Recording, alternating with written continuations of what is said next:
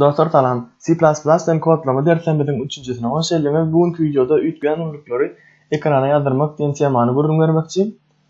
Videomuza geçmeden ozal koordinatlar sizle paylaşmakçı. Yani YouTube kanalımızın adyny SPView adyndan Uçkine Edu diýen ady ýetdirdik.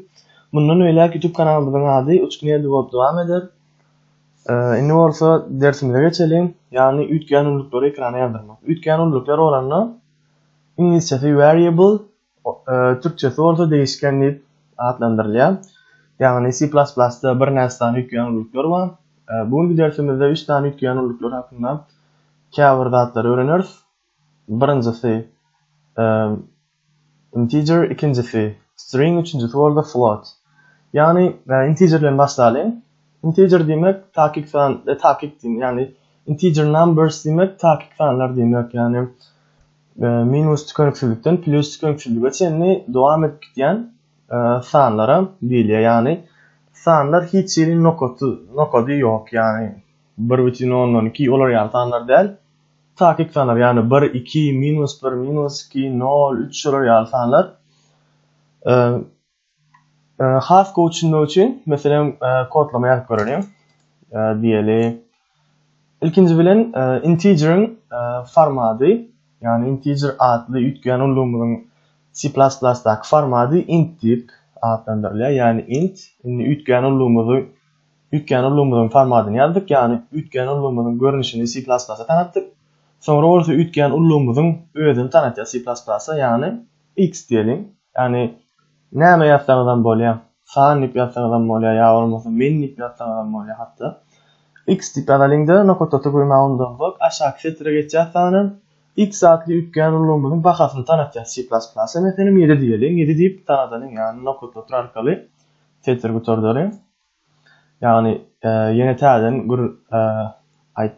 aýdaýyn. Şu ýerde integer diýip üýtgen ullugymyň görnüşini tanatdym C++'a. Üýtgen ullugymyň özüni tanatdym görnüşinden soň üýtgen ullugymyň bahasyny 7 diýip tanatdym aşagda. Şu ýerde ýene bir aýdyp geçmekçi. Şu ýerde x deňdir 7 diýip aşağı setreden ýazdım. Şunu pozup gönme şunun arkasından, şunun izinden 7 diýip ýazsaňam bolýar. Yani setre geçip oturmak gerek. Yani täden x deňdir 7 diýip ýazmak gerek. Ýöne häzirlikçe aşagdan ýazalyň. Hat düşünüp görýär. Şurada nokta oturup bergisini goýmagy unutmaýyn. Aşağı geçelim. Mesela x diýdim, meni cout statement bilen, yani cout statement arkaly gar ekranymyza ýazýar. Yani cout kiçidir belgisi, yani x kiçidir belgisi endline diýip setrimizi götürýär. Nokta otur arkaly cout götürýär. Yani şu ýerde häzir save edemizden soň sizin pikiriňizçe iş edemizde gara reňkdäki penjeremize x ýazdyrarmy ýa 7 ýazdyrar? Men pikirimçe 7 ýazdyrar. Näme üçin 7 ýazdyrar? Sebäbi şu ýerde x adly üýtgen ullugymyny tanatdyk. Aşagda bolsa şol x adly üýtgen ullugymyň bahasyny tanatdyk. Indi şurada x diýip ýazmak bilen bir C++'a şeýler hakydatlar diýär. Meselem x'in bahasyny ýokardaky bellep geçen x'in bahasyny gara reňkdäki penjeremde ýazdyr. Yani x ýazdyr diýemzok, yani x'in bahasyny ýazdyr diýär. C++'a şeý diýmek bilen. Save edelim. Şu yerden file'dan save edelim. Yani save etmeň başga da anfat usullary var, risk usullary var. Yani Ctrl S düğmesine basyp hem save edip bilersiňiz. Şu ýerde näme diýelim? 3-nji ders diýip save edelim. Der diýipdir. Täden save arkaly ders berelim. Aslında tapady ýok ýöne. Näme diýip save etseňem tapady ýok ýöne. Endi ders diýip save edelim.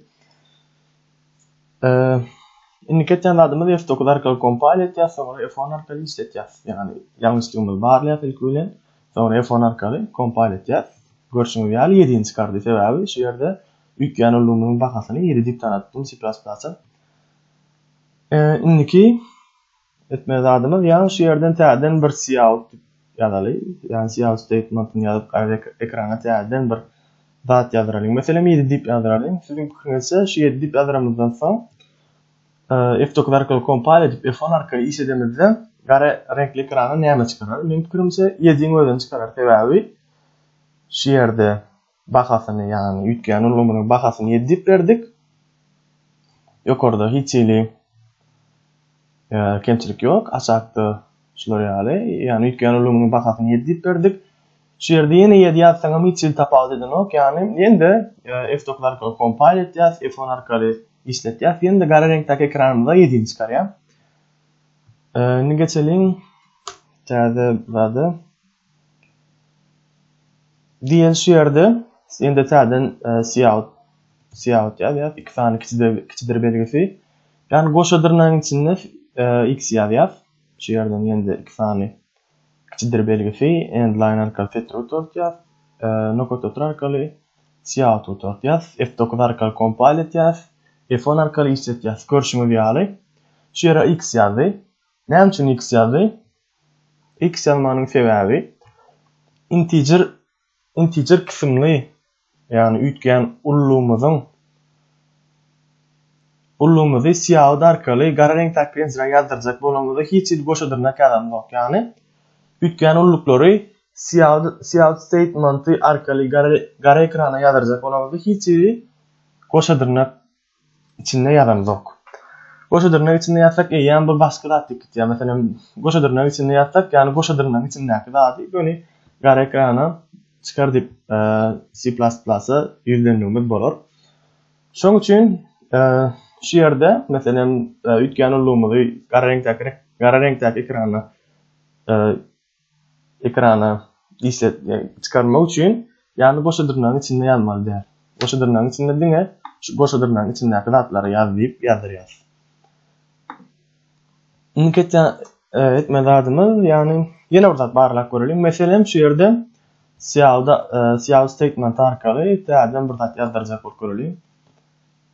Diýeli X1 diýeli. Endline häzir F9 arkaly compile etsem şu ýerde ýalňyşlyk görkezdir. Görüşüňiz ýaly şetirde ýalňyşlyk bar diýär. Ýalňyşlyk näme? X1. Ýani C++ bir şeýle diýmekdir ýa. Sen niýe maňa diýär X1 adly üýtgän ullugy ýokarda tanatmadyň diýär. Şoň üçin niýe men sen diýär ýazan kodlamanda şu ýerini ýalňyşlyk diýip hasap etýän diýär. Sebäbi diýär sen hiç ýerde maňa X1 adly üýtgän ullugy ýokarda maňa tanatmadyň diýär. Men oňa derek gara reňkdäki ekrana näme ýazyraýyn diýär. Şoň üçin işletiri podýar. Indi gaýtmazadymyz. Ýene bir aýdyp geçen şu ýerde Cout diýip ýazaryň, Cout diýmeli. Meselem şu ýerde integer diýelim, meselem 3 üçlük bilen uçkun ýazdyk. Ýani şu ýerde aýdyp geçmek isleýän adam häzir F9 arkaly compile etsek ýalňyşlyk görkezdir şu ýerde. Görüşüňiz ýaly ýalňyşlyk görkezdir sebäbi näme üçin? Üýtgän ullumyzy kompýutere tanatmak islämizde şu ýerde üýtgän ullugyň adyny ýazamazda hiç ýeli harf bilen san bilen başlamaly. San bilen başlasa ýalňyşlyk görkezdir. Meselem İngilizce san goýup bilersiz. Ýani F9 arkaly compile etsek hiç ýalňyşlyk görkezmez görüşüňiz ýaly. Ýöne san bilen başlasak ýalňyşlyk görkezdir. Meselem ortarakda bir dörtlük goýulyň şu ýerde ýene-de iş eder. Ýalňyşlyksız. Ýöne ýerde ýene başynda meselem 7 goýup görelim. F9 arkaly compile etsek ýalňyşlyk görkezdir. Ýani üýtgän ullumyzy C++'da tanadymyzda hiç ýeli birinji karakter san bolmaly. Bolýa. Indiki aýtmazadym.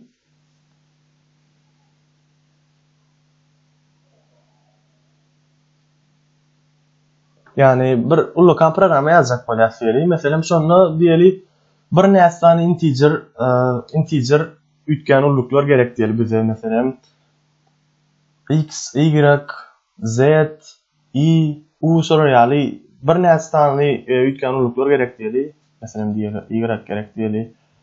Integer U gerek diýeli. Ýani şulary hersini aýratyn bir integer ýazyp ýazmak hokmany. Meselem şunu ýazyp edip bilýäs.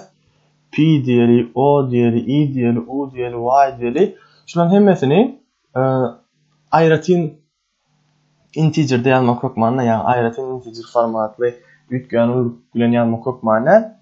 Täze yani hemmesini birlikde yazsam bolýar. Ýöne şu ýerde biz u bilen ýyny yazmak bilen ýalňyşlyk sebäbi ýokarda da biz u bilen ýyny tanadypdyk C++'a. Şoň üçin bir tanadan da ikinji ýere tanatmak ýalňyşlyk. Meselem J diýeli, biram K diýeli. Şu ýerde bir da iki ýere tanatdykmy, tanatmadyk şonu barlaly, tanatmandyrsek eni, stoklar compile etýär, görşüňler ýyşil ýalňyşlyk görkezýär. Integer hakkındaki zatlar sorudan ibaret. Nurda string'e geçelim. String demek näme demek? Yani string demek bir näçe karakterlerden emele gelýän ütgen ululuk diýelim. Yani bir näçe karakterden emele gelýän tekst. Yani karakterimiz yani iki karakter bolup biler. Yani bir karakter bolup biler, 10 karakter, 100 karakter bolup biler.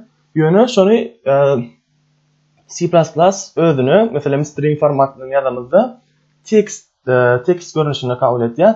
Yani string'i biz mesela C++'ı bir näçe sanlar arkaly hem tanadyp biler. Ýöne san arkaly hem tanatsak C++'ın ony san arkaly tananokdan özüne text arkaly kabul etýär. San ýazsam diýelim string'in C++'daki formaty ýa-da ýazylşy string.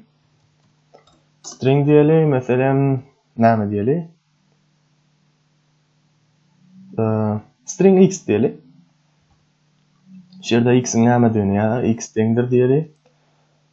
Ýene bir zat belläp geçmek isleýän, şu ýerde stringdäki, ýani string adly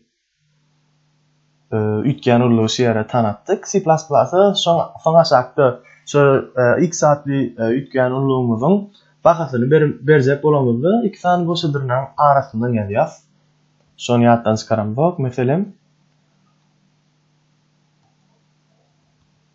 salam C++ diýeli. Go C++ diýmez, C++ diýeli. Nokotda turar arkaly sözden gutortýar. Aşağı geçýär, cout ýazýar. Cout iki sany kiçidire belgisi. X diýär. Ýene bir aýdaýyn, şu ýerde men ýatdan çykarypdym. Integer bilen ýokarda x tanatdym. Şu ýerde string arkaly hem x tanatdym. Şu ýalňyşlyk bolýar. Ýagny bir gezek ulanan zadyny, bir gezek ulanan ütgen ullugyny aşakda ulanmak bolanok, ýani C++'a tanatmak bolanok. Şoň üçin m diýip alaýyn şunu. Şu ýerde de m diýip alaýyn. Endiki sanksiyony belgisi endline nokotlatyr. F9 arkaly compile etýär, F10 arkaly işletýär. Görüşüňiz ýaly. Şu ýerde x ýazdym bolmaly. X'in m'ni ýazdyrdym bolmaly. M'in bakasyny şu ýerde salam C++ diýip çykardy. String barada aýtmaly zatlar. String barada aýtmaly zatlar bir köçüşlerden ibaret. Indi float hakda aýdyp geçmekçi. Float olanly, ýani float arkaly 10ly belge sanlary C++'a tanadyp bilýär. Mesela onluk belgeliyemde 2,10,2 yani 1,10,2 3,10,7 diýeli. Ya olmasa 3,100'den 2 soruya sanlary, yani 100'den 2 däl ýalňysdym. 3,10,2 diňe onluk sanlary ýazdyrmak üçin ulanýan yani format diýeli. Float yani ütgen ullugymyzyň görünüşi float aşağı ýygynden näme ýazdyralyň? E ýazdyralyň. Float e nokotlatyr. Aşagda e'niň bakasyny ketgitleýär, ýani 1,2 diýelim. Şu ýerde adatça siz oturup goýup öwrenşensiňiz, ýani matematik ýaratmamyz haýyşlaňyzda ýöne C++'da otur arkaly aňladym bok, ýani onluk sanlary nokod arkaly aňlatýar. Ýani 1,10,2'ni arasyna nokod arkaly, ýani 10,2 diýeni aňlatýar. Şu ýerde ýalňyşmaly. Nokod otur arkaly aşağı geçýär. Diýelim cout meselem eni ýazdyraly. F9 arkaly compile etýär, F10 arkaly işletýär. Görüşüňiz ýaly 1,10,2'nin Eni däl 1.12'ni gara reňkdäki penjiremizde ýazardyk. Has üýtgeçirek bir aýdyp görelim. Täden float diýip üýtgeýän ulluk girdeli. Ýani şu ýerde girdmedik bir harflamanyň birini girdeli. An diýeli W diýeli. W harpy. Deňdir diýeli 3.12 diýeli. Nokta arkaly sözlendiňe, fetirdiňe aşağı geçýär. Täden siýat ýazýar. Şu ýerde E bilen W-ny gösterip göreýin. E goşmak W. Nokta arkaly siýat diýen ýa-bolmasa şu taýda ýende täden iki tane kiçidir belgisi bilen line goýupdylar. Nokta arkaly siýat statementyny gutarýandan habar berýän, F9 arkaly compile etýän. Görüşüňizler hiç ýalňyşlyk ýok. F10 arkaly gara reňkdäki penjiremizde çykarýan. Görüşüňiz ýaly şu ýerde E bilen W-nyň bakasyny goşup gara reňkdäki penjiremizde çykardy. Sebäbi men şu ýerde C++'a şeýleräk diýdim. C++ E bilen W-ny goşup çykardy diýdim. Şu ýerde ýani arasyna goşmak, ýalmak bilen şolaryň maňa gerekli zadyň ikisiniň goşulanyny C++'a goşulanynyň gerekdigini C++'a habar berdim. Şu ýerden täden ýene bir zat üýtgeçirek bir zat barlap görelim. Float täde bir üýtgen ulluk tanadalyň, näme diýip tanadalyň şu ýerde diýeli R harpy tanadalyň. Aşagda R deňdir W goşmak E diýip tanadalyň. Nokta arkaly fetir bitirdilen. Indi şu ýerde täden siýat ýazyralyň, siýat arkaly run ýazýar. Endline arkaly fetir bitirýär. Nokta arkaly siýat statementyny bitirýär, F9 arkaly compile etýär. Görüşüňizler hiç ýalňyşlyk ýok. Şu ýerde R adly üýtgen ullugymyň bakasyny W goşmak E diýip tanatdym ýokarda. Indi aşagda da şu W goşmak E diýen W goşmak E deň bolan ramy aşagda siýatyň içinde ýazdyrdym. Häzir siziň pikiriňizçe gara reňkli ekrana näme ýazyrar? Hani görelim. F9 arkaly täden compile etýär, F10 arkaly isletýär. Görüşüňiz ýaly. Men şu ýerde rang bakasyny ýani 3.12 goşmak 1.12 diýip C++'a tanatdym. Soňra bolsa ranyň özüni siýat statement arkaly gara reňkli ekrana ýazdyrdym. Görüşüňiz ýaly ikisini goşup ýazdy. Näitmel zatymyz